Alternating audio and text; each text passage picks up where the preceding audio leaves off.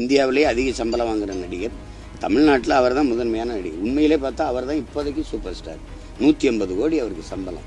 30 கோடி வரி போனாலும் 120 கோடி அவர் கையில் இருக்கு. அதை பொருள்படுத்தாமல் வர்றாருன்னா சரி, வரவேற்க வேண்டியதுதான். தமிழர்களுக்கு நிறைய கோடிக்கணக்கான பிரச்சனை இருக்குது. அதில் போராடுறதுக்கு நிறைய தலைமைகள், கட்சிகள் தேவைப்படுது. அதில் அவர் வரணும்னு நினைக்கிறாரு, அதுக்கு வேலைகளை செய்கிறாரு. வரட்டும், வாழ்த்துவோம், அவ்வளோதான் சொல்ல முடியும். இப்போதைக்கு சொல்ல முடியும்.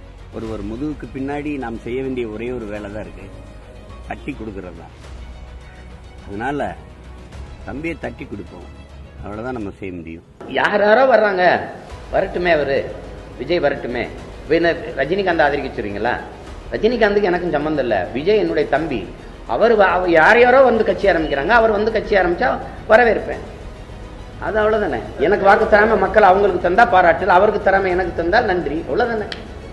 நான் அடைக்கலம் தேடி வரவில்லை, படைக்கலத்தோடு. யாரும் வான்னு கூப்பிடலையே. எதுக்கு வர்ற?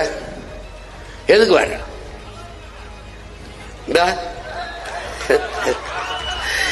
என்னுடைய அன்பு சகோதரன் அஜித்தும் ஐயா ரஜினிகாந்த் அவரும் தங்களுடைய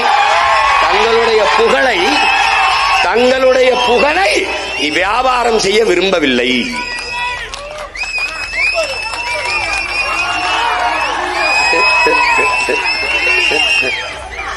டேய், மக்களின் பிரச்சனையை இந்த நிலத்துல டேய் உனக்கு சொல்றேன். ஐயா எம்ஜிஆர் நடிகர் நினைக்காத. 1.5 மணி நேரம் ஆனாலும் எழுதி வச்சு படிக்காம பேசுவாப்ல. ஐயா விஜயகாந்த பாத்துக்க, மனசுல இருந்து பேசுவாப்ல, மக்களின் மொழியிலே பேசுவாரு. ஆனா ஐயா ஸ்டாலின் கூட இந்த மாதிரி சின்ன சீற்றா. என் தம்பியும் ஐயா எடப்பாடியும் முழு சீற்றா.